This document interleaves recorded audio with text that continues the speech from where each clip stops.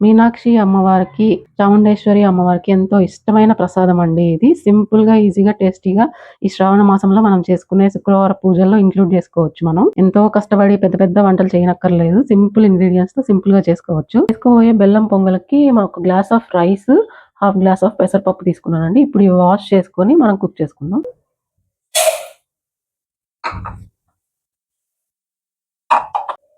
Total 1 ½ cup కదండీ! Rice గ్లాస్‌తో 1 ½ cup అండి కొలత. దీనికి 5 గ్లాసెస్ ఆఫ్ వాటర్ ఏస్తున్నాను రైస్ గ్లాస్ తోటి. మెత్తగా ఉడికించుకోవాలి కాబట్టి 5 గ్లాసెస్ ఏస్తున్నాను. ఇప్పుడు ఈ వాటరు, పెసరపప్పు, బియ్యాన్ని కుక్కర్‌లోకేసి ఉడికించుకుంటున్నానండి. ఇప్పుడు దీన్ని 5 విజిల్స్ వచ్చేదాకా మెత్తగా ఉడికించుకుందామండి. మనం అన్నం ఉడికేలోపు ఈ బెల్లం కరిగించుకుందామండి. 1 గ్లాస్ ఆఫ్ రైస్‌కి 2 కప్స్ ఆఫ్ బెల్లం తీసుకున్నాను సేమ్ గ్లాస్‌తో. ఇందులోకే ఇలాచీ పౌడర్ దంచి పెట్టుకున్నాను, పచ్చకర్పూరము, జీడిపప్పు, ద్రాక్ష వేయించి పెట్టుకుందాము. కరిగించుకోవడానికి హాఫ్ గ్లాస్ వాటర్ వేస్తున్నానండి. ఇది పాకు రానక్కర్లేదండి, జస్ట్ కరిగించుకోవాలంతే. బెల్లం నేను చిన్న సైజులో తీసుకున్నానండి, ముక్కలు ముక్కలుగా చేసుకొని వేసుకున్నాను త్వరగా కరిగిపోవడానికి. మీరు పెద్ద లడ్డు సైజు లాగా వస్తాయి కదా, అలాంటివైనా తీసుకోవచ్చు. ఇదైతే ఫాస్ట్గా అయిపోద్ది మనకి. ఇది కంటిన్యూస్గా కలుపుతూ ఉండండి, అడుగంటకుండా ఫాస్ట్గా అయిపోద్ది మనకి కరిగిపోయే పని. ఇది మెల్ట్ అయ్యేదాకా మనం కలుపుకుంటూ ఉండాలండి. నూనె వస్తూ ఉంటుంది, మధ్యలో డస్ట్ కూడా ఉంటుంది. కరిగిన తర్వాత మనం ఫిల్టర్ చేసుకోవాలి ప్రాపర్‌గా. కరిగిపోయిందండి, ఇప్పుడు ఆపేసుకొని కొద్దిగా చల్లారనిద్దాము. చూడండి, ఇలాగా మెత్తగా ఉడికిపోవాలి మనకు రైసు. చేత్తో మనం నొక్కితే చిదిమైపోవాలి. ఇప్పుడు మనం వేరే బౌల్‌లోకి తీసుకొని బెల్లం యాడ్ చేసుకుందాం. మనం ఉడికించుకున్న పెసరపప్పు రైస్‌లోకి ఇప్పుడు బెల్లం వాటర్ యాడ్ చేసి ఫిల్టర్ చేసుకుందామండి. ఫిల్టర్ చేసి యాడ్ చేసుకుందాం. మనకు డస్ట్ ఏమైనా ఉంటే ఫిల్టర్ అయిపోద్ది ప్రాపర్‌గా. మనం ఇప్పుడు బెల్లం వాటర్ యాడ్ చేసుకున్నాం కదండీ! అది మొత్తం రైస్‌కి పట్టేదాకా 15 మినిట్స్ వరకు ఉడికించుకోవాలండి. అది టైం తీసుకుంటది. సిమ్‌లో పెట్టుకోవచ్చు, మీడియంలో అయినా పెట్టుకోవచ్చు. అడుగంటకుండా కలుపుకుంటూ ఉండాలి. ఇది గుంట గరిటెతో నేను స్మాష్ చేసుకుంటున్నానండి, ఎంత వీలైతే అంత. మీరు పప్పు గిత్తెతో గానీ, స్మాషర్ గానీ ఉంటది కదా, పప్పు స్మాష్ చేస్తామే అది గానీ, పొటాటో స్మాషర్ దేనితో అయినా మనం స్మాష్ చేసుకోవచ్చు వీలైనంత. అప్పుడు టేస్ట్ ఇంకొంచెం ఎన్హాన్స్ అవుద్ది. మంచిగా గుళ్ళో ఇచ్చినట్టు ప్రసాదం టేస్టీగా ఉంటది మనకు. మేము చిన్నప్పుడు మా ఇంటి దగ్గర శివుడి టెంపుల్ ఉండేదండి. ఆ గుడిలో ఈ ప్రసాదం చేసేవాళ్ళు. చాలా మంచి మధురంగా ఉండేది. టేస్ట్ మాత్రం అద్భుతంగా ఉండేది. పిల్లలైతే మాక్సిమం ప్రసాదం కోసమే వెళ్ళేవారు. ఆ టేస్ట్ ట్రై చేసి నేర్చుకొని ఇలా చేస్తున్నానండి. ఇంత మాత్రం థిక్‌నెస్ వస్తే సరిపోద్దండి. ఇప్పుడు ఇలాచీ పౌడర్ యాడ్ చేసుకొని స్టవ్ ఆపేసుకుంటున్నాను. మంచి ఫ్లేవర్ కోసం ఇలాచీ పౌడర్ యాడ్ చేస్తున్నానండి. పచ్చకర్పూరం అండి, ఇదేస్తే మనకి టెంపుల్‌లో ఇచ్చిన ఫ్లేవర్, అరోమా అంతా వస్తది. సో, అందుకోసం ఇది యూజ్ చేస్తున్నాను. ఇది చిదిమేసేసుకుందామండి. మనం పచ్చకర్పూరం ఏసుకోవడం వల్ల మన గుళ్ళో ఇచ్చిన ఆ స్మెల్, అరోమా బాగా తెలుస్తదండి. మనకు ఆ ఫీల్ వస్తది ఇంట్లో చేసుకున్నా గూడా. ఇప్పుడు తాలింపు కోసం పెనం పెట్టుకున్నానండి. అందులోకి నెయ్యి యాడ్ చేసుకుంటున్నాను. నెయ్యి కొద్దిగా కాగిన తర్వాత జీడిపప్పు యాడ్ చేస్తున్నానండి. మంచిగా బ్రౌన్ కలర్ వచ్చేదాకా లైట్‌గా వేయించుకోండి. ద్రాక్ష వేస్తున్నానండి. అది కొద్దిగా లైట్ గోల్డెన్ కలర్ వచ్చిన తర్వాత ద్రాక్ష యాడ్ చేస్తున్నాను. వేగిపోయినాయండి. ఇప్పుడు మనము బెల్లం అన్నంలోకి ఇవి యాడ్ చేస్తాం. అంతే అండి, సింపుల్ టేస్టీ ప్రసాదం రెడీ అయిపోయింది. ఇందులో పైగా ఒక స్పూన్ ఏస్తున్నానండి నెయ్యి. మంచి టేస్ట్ ఎన్హాన్స్ అవుద్ది. ఇదిగోండి, రెడీ అయిపోయింది మన సింపుల్ టేస్టీ బెల్లం పరమాన్నం. మీరు సింపుల్‌గా, ఈజీగా చేసుకోవాలనుకుంటే ప్రసాదం ఇది చాలా ఫాస్ట్‌గా అయిపోద్దండి. దీన్ని డిష్ ఔట్ చేస్తున్నానండి, ప్రసాదం కోసం తీసి పెడుతున్నాను.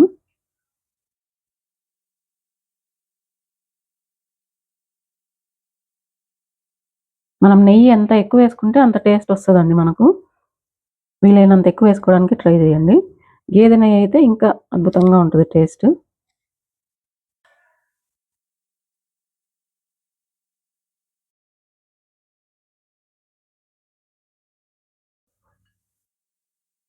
టెంపుల్ స్టైల్ పులిహోర ప్రసాదం చేసుకోవడానికి కావాల్సిన ఇంగ్రీడియెంట్స్ అండి. ఒక పెద్ద నిమ్మకాయ సైజ్ అంతా నల్ల చింతపండు తీసుకున్నాను. ఇది కాస్త పులుపు తక్కువ ఉంది.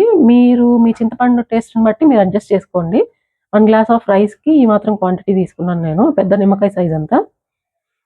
శనగపప్పు 1 టీ స్పూను, మినపప్పు 3/4 టీ స్పూను, 10 ఎండుమిర్చి, ఇంగువ, నువ్వులు ½ టీ స్పూన్ అండి, కరివేపాకు, జీలకర్ర, ఆవాలు, పల్లీలు. చింతపండుని ఇప్పుడు మనం కడుక్కొని ఒక 10, 15 నిమిషాలు సోక్ చేసుకుందామండి వాటర్‌లో. నువ్వులు, ఎండుమిర్చి లైట్‌గా రోస్ట్ చేసుకొని పక్కన పెట్టుకుందామండి. అవి చల్లారిన తర్వాత గ్రైండ్ చేసుకుందాము. వేగిపోయినాయండి నువ్వులు. సైడ్ కప్‌లో తీసి పెట్టుకుందాం పక్కన. 2 టేబుల్ స్పూన్స్ ఆఫ్ ఆయిల్ తీసుకున్నానండి. ఇప్పుడు పల్లీలు వేయిస్తున్నాను ఫస్ట్. మాత్రం వేగిన తర్వాత ఇప్పుడు శనగపప్పు యాడ్ చేస్తున్నానండి. పల్లీలు కొంచెం ఎక్కువసేపు వేగాలి కనుక ఫస్ట్ యాడ్ చేశాను. మినపప్పు వేస్తున్నాను. ఆవాలు, జీలకర్ర ఇవన్నీ మంచిగా రోస్ట్ అయ్యేదాకా వేయించుకోవాలండి. ఇందులోకి 2 చీల్చి పెట్టుకున్న పచ్చిమిర్చి వేస్తున్నానండి. పచ్చిమిర్చి వేస్తే టేస్ట్ కొంచెం ఎన్హాన్స్ అవుద్దండి. ఆ కారం మొత్తం పీల్చుకొని మంచిగా ఎన్హాన్స్ అవుద్ది టేస్ట్. చిటికెడు పసుపు వేస్తున్నానండి. ఆల్రెడీ నేను రైస్ కుక్ చేసుకునేటప్పుడు కొద్దిగా పసుపు యాడ్ చేశాను. అందుకు కొద్దిగా తక్కువ యాడ్ చేసుకుంటున్నాను. కరివేపాకు యాడ్ చేస్తున్నానండి. మన పోపు రెడీ అయిపోయిందండి. ఇది ఇప్పుడు అన్నంలోకి వేసుకుందాము. ఇది 1 గ్లాస్ ఆఫ్ రైస్ అండి. ముందే కుక్ చేసి పెట్టుకున్నాను.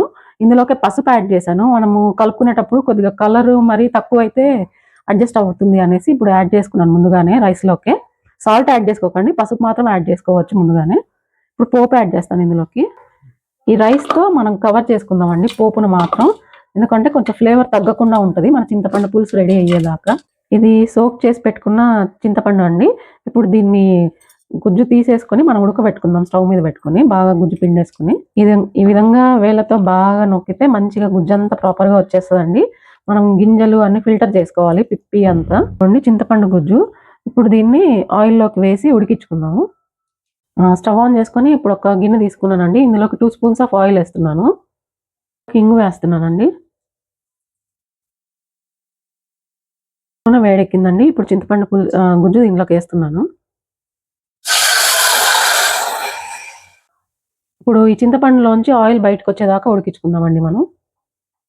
ఎండుమిర్చీలు 4 ఉన్నాయండి. ఇప్పుడు వాటికి ఇలా చీల్చుకొని పెట్టుకుంటున్నాను. ఈ చింతపండు గుజ్జులోకి యాడ్ చేసుకుందాము. మంచిగా కారం బాగా పడతది. చింతపండు గుజ్జులో బాగా ఎన్హాన్స్ అవుతది కారము. అది మనం తినొచ్చు కూడా. వేసేస్తున్నానండి. వేయించి పెట్టుకున్న నువ్వులు, ఎండుమిర్చి అండి. ఇవి చింతపండు గుజ్జు రెడీ అయ్యే లోపల గ్రైండ్ చేసి పెట్టుకుందాం. చూడండి మాక్సిమం దగ్గర పడిపోయింది. ఈ మొమెంట్‌లో మనం ఇప్పుడు నువ్వుల పొడి చేసి పెట్టుకున్నాం గదా! అది యాడ్ చేస్తున్నానండి. దీనివల్ల మంచి టెంపుల్ వైబ్స్ వస్తదండి. మంచి ఫ్లేవర్ వస్తది పులిహోరకి. ఇంకొక 5 మినిట్స్ ఉడికించుకుంటే ఇది రెడీ అయిపోద్దండి మన పులుసు. చూడండి ఇలాగ ఆయిల్ రిలీజ్ అయ్యేటప్పుడు మనం స్టవ్ ఆపేసుకోవచ్చు. ఇప్పుడు నేను ఆపేసుకుంటున్నాను. ఇప్పుడు మనం ఈ చింతపండు పులుసుని కొద్దిగా ఈ రైస్‌లోకి యాడ్ చేసుకొని కలుపుకుందామండి. మంచి ఫ్లేవరు, మంచిగా టెంపుల్ వైబ్స్ తెలుస్తుందండి. ఫ్లేవర్ నువ్వులు, ఎండుమిర్చి మంచి ఘాటు బాగా తెలుస్తుంది. ఇలా కొద్దిగా కలుపుతూ ఉండండి. మొత్తం మిక్స్ చేసుకోవాలి ప్రాపర్‌గా. లాస్ట్‌లో మనం ఉప్పు చెక్ చేసుకొని ఉప్పు కూడా యాడ్ చేసుకుందాం. ఇప్పుడు సాల్ట్ వేసుకుంటున్నానండి. ఇప్పుడు ఈ పులిహోరని ఒకసారి టేస్ట్ చెక్ చేసుకొని మీరు సర్వింగ్ బౌల్‌లోకి తీసుకోండి. నైవేద్యంగా పెట్టాలనుకుంటే నైవేద్యం దేంట్లో పెడతారో అందులోకి తీసుకోవచ్చు. ఇదిగోండి రెడీ అయిపోయింది. మన టెంపుల్ స్టైల్ చింతపండు పులిహోర. చాలా టేస్టీగా ఉంటదండి. నైవేద్యాలకి ప్రతి వారం పెట్టుకోవచ్చు. మనం ఈజీగా అయిపోద్ది సింపుల్‌గా. శ్రావణ మాసంలో మనకు శుక్రవారం ప్రత్యేకంగా ఏదో ఒక రెసిపీ చేసుకుంటాం గనక ఇది కూడా చాలా అద్భుతంగా ఉంటది. మనకు పండగలు అంటే ఏ పులిహోరనే గుర్తొస్తది ఫస్ట్. సో, ఇది చాలా అద్భుతంగా ఉంటదండి టేస్ట్. నువ్వులు, ఎండుమిర్చి ఇవి వేగడం వల్ల ఆయిల్‌లో మంచి టేస్ట్ వస్తది.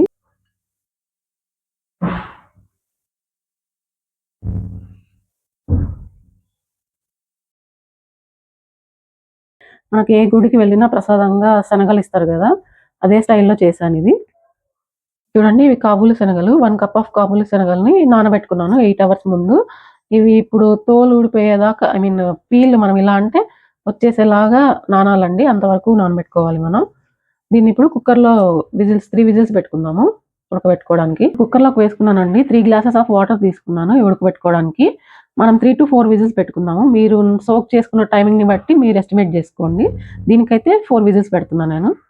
హాఫ్ టీ స్పూన్ సాల్ట్ ఏస్తున్నానండి టేస్ట్ కోసం. ఇదిగోండి మనం ఉడకబెట్టుకున్న కాబూలి శనగలు మనం ఇలా వేలితో చిదిమితే ఇలా మెత్తగా అయిపోవాలండి. అన్ని విజిల్స్ పెట్టుకోవాలి మీరు తీసుకున్న శనగల్ని బట్టి. ఇప్పుడు మనం దీనికి ఫిల్టర్ చేసుకొని పోపు పెట్టుకుందాము. ఇదిగోండి ఫిల్టర్ చేసేసుకున్నాను. ఇప్పుడు దీనికోసం పోపు రెడీ చేసుకుందాం. ఇప్పుడు ప్యాన్ తీసుకున్నానండి పోపు కోసం. స్టవ్ ఆన్ చేసుకొని ప్యాన్ పెట్టుకున్నాను. ఆయిల్ వేసుకుంటున్నాను. 2 టేబుల్ స్పూన్స్ ఆఫ్ ఆయిల్ వేసుకుంటున్నానండి. నూనె వేడెక్కిందండి. ఇప్పుడు ఆవాలు వేస్తున్నాను.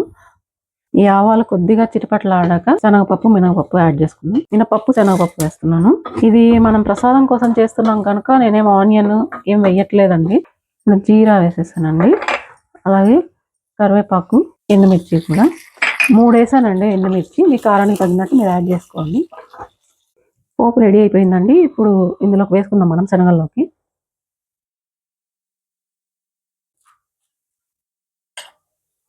మంచి హెల్దీ ప్రోటీన్ ఇది. ఇందులోనే కొబ్బరి యాడ్ చేస్తున్నానండి నేను. ఇదిగోండి టేస్టీ హెల్దీ టెంపుల్ ప్రసాదం రెడీ అయిపోయిందండి.